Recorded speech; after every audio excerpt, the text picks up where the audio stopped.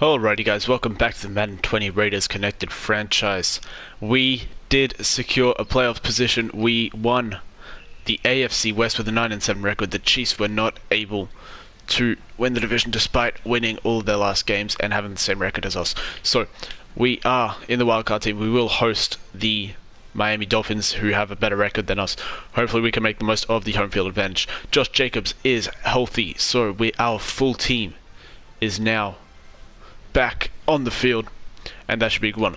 Today though, we are going to look at the standings, the stats, and the awards. So let's start with the NFC.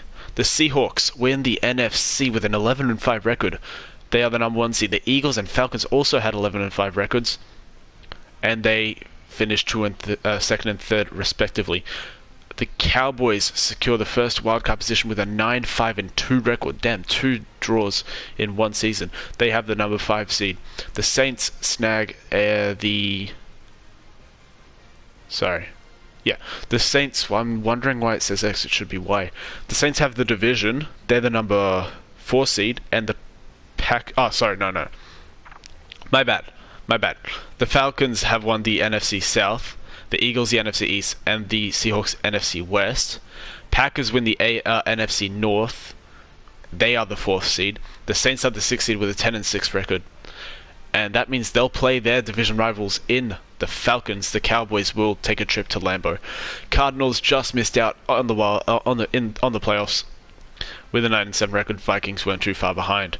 Worst team in the NFC were the Redskins and the Panthers with 4-11-1 records.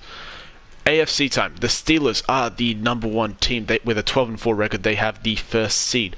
The Bills, 11-5, have the 2nd seed. The Dolphins take up the first wildcard slot at 5 with a 10-6 record. The Colts win the AFC South. They get a 10-6 record and secure that division. The Titans, 9-6-1, they get the final wildcard spot. They get the 6th seed, and here we are with the 4th seed, last division title winners, the Raiders. Chiefs just missed out, as did the Browns. So let's look at some actual divisions. The Steelers 12-4, the Browns 8-8, the Ravens 7-9, the Bengals 6-10. Not too bad all around, but only one team with a winning record. Colts 10-6 win the division. Titans 9-6-1 get a wildcard slot.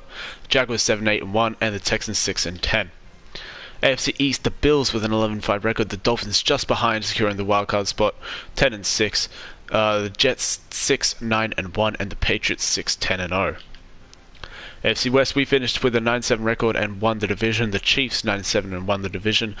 Chargers 7-9. Chiefs did not win the division. My bad. They just missed out on the playoffs. Chargers 7-9. Broncos 6-10. NFC North, Packers 9-6-1 and win the division. Vikings 8-8, miss out on playoffs. Bears 7-9, Lions 6-10. NFC South, the Falcons win with an 11-5 record. The Saints just behind 10-6. The Buccaneers 5-11. The Panthers 4-11. These are the 2 teams we beat in the last 2 weeks of the season to secure our division title. Eagles 11-5 win the division, and they get the 2nd seed. Cowboys 9-5-2. They secure a wild card spot. Giants 7-9. And Redskins 4-11-1, worst team in the league, along with the Panthers. Seahawks 11-5, they get the number 1 seed in the NFC. Cardinals 9-7, they just missed out on the playoffs. Rams and 49ers are both 6-10. So that'll do it for the stats. The standings. Sorry. Let's get into the stats. We'll get into the team stuff later. For us though, Richard Hicks 4,000 yards. On the season, 23 touchdowns and 21 interceptions. Not a great touchdown to interception ratio, but I'm happy about the 4,000 yards. Rushing, Josh Jacobs, he missed so many games and he still has 1,256 yards and 15 touchdowns. That's just incredible. He averaged 125 yards per game. I don't know who else can do that. D'Anthony Boone, 507 yards. I'm happy for him. Our leading receiver was Hunter Renfrow. He had 1,074 yards. Proud of him. He had 76 receptions as well. Zay Jones, Don Brown, and Darren Waller all had around 750 receiving yards. Darren Waller, though, led the team in touchdowns with 9 receiving touchdowns, and Hunter Renfrow had 5. Then blocking. I mean, our offensive line wasn't amazing, but did its job on the season. On defense, Jonathan Bryson with 110 tackles, Ronald Hubbard with 94, Jonathan Abram with 84. Our leading sack machine was Rashawn Paul with 16 sacks. My goodness, he was an absolute monster this season. Maurice Hurst and Cleveland Farrell 7.5, Max Crosby 7, but 16 sacks from Rashawn Paul. Absolute dominant.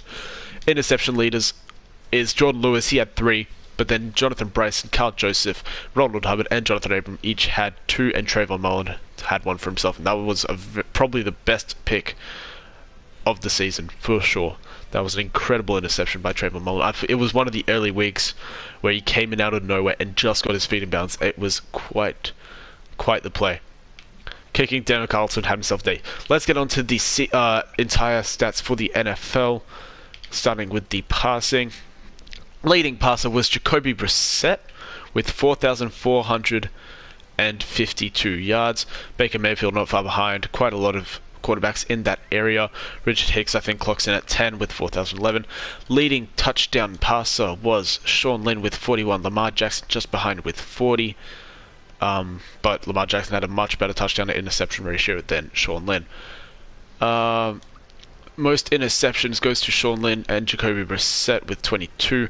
Richard Hicks is right behind them with 21. Completion percentage of actual quarterbacks. Matthew Stafford. No, wait, he only completed 14 passes.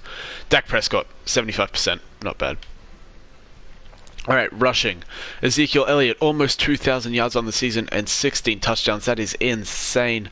Great stuff from him. Averaged 6.1 yards per carry and 116 rushing yards per game. 119.2 rushing yards per game. Saquon Barkley, they're not far behind. 1,844 yards in total and 5 more touchdowns. I think one of these guys has a very good case for MVP, if I'm being honest. The quarterback play this season wasn't incredible compared to these two beasts of running backs. Derrick Henry also up there. Kareem Hunt. Here's Josh Jacobs. I honestly think, like, he only had 196 carries and he did so well. 15 touchdowns. Like, that's incredible for the amount of carries he had and the amount of games he played. I'm pretty sure he leads in average rushing yards per game.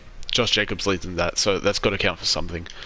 Receiving, leading receiver in the league was Michael Thomas with 1,466 yards.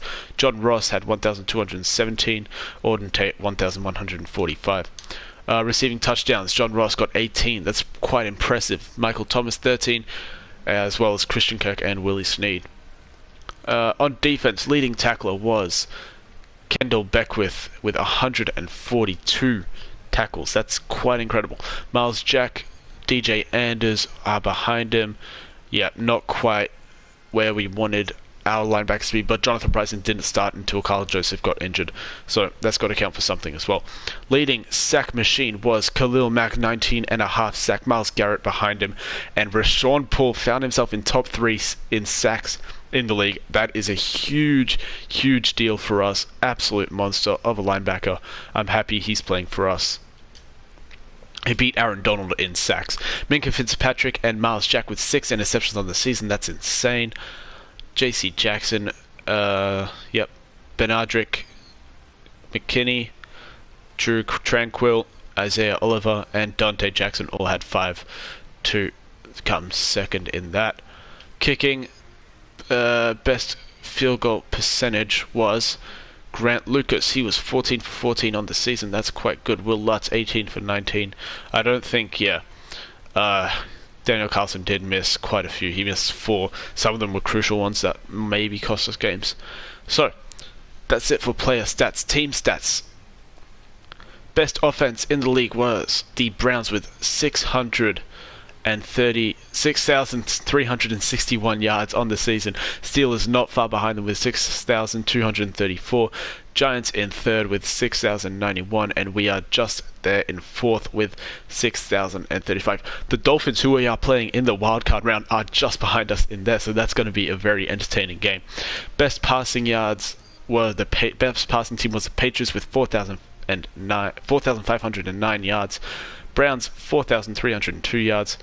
Saints there. I don't think we'd be very high up. Nah, we dominated the rushing game. That's why I think the best rushing team was definitely the Cowboys, though, with Zeke, and the Giants with Saquon. I'm not surprised. Dolphins with 2,300 if they have Kareem Hunt as their lead back. So our game is going to be an offensive powerhouse there. On defense, the best defense in the league was Seattle. They had 5,000. They gave up 5,069 yards on this season. That's quite incredible. We weren't too hot on defense, if I believe. Where are we? Oh, okay. So we didn't do too bad actually. We around the 12 mark, I'd say. Gave up 5,388. Our defense in the latter half of the season was quite good, if I may say so myself. I wonder where the Dolphins are in this. I'm just wondering. Okay, so they've got a pretty good defense too. They're about the same. We are two very evenly matched teams heading into this game, so I am very excited for that. The best passing defense was the Rams. 3,478 passing yards given up on this season. Yeah, we would be very, very far behind on that. Yeah, we're near the bottom. 32nd, 31. Yeah, we're the 29th worst pass defense in the league. But we are the best rush defense in the league. So, that's pretty good for us. Leader in sacks was the Steelers with 61 sacks for their team. That's incredible. The Bears 55, Cardinals 52, Broncos 48, and we're there with the Jets at 46. Interceptions, I'm guessing Steelers with 24. Man, that defense is insane. 17 for the Chargers, and so on. Now, on to what you've been waiting for. Here are the yearly awards. The MVP of the league is none other than Saquon Barkley, and I think he deserves it. Incredible season for him. Lamar Jackson just behind him, but Ezekiel Elliott as well. Honestly deserves it. Coach of the year goes to Juan Raziel for leading the Seahawks to the number 1 seed in the NFC. Let's get into the NFC Offensive Player of the Year. Saquon Barkley. Zeke right behind him. Yep, these two deserve it, honestly. Defensive Player of the Year goes to Khalil Mack, led the leagues in sacks. Aaron Donald just behind him. It's always these two who get Defensive Player of the Year for the NFC.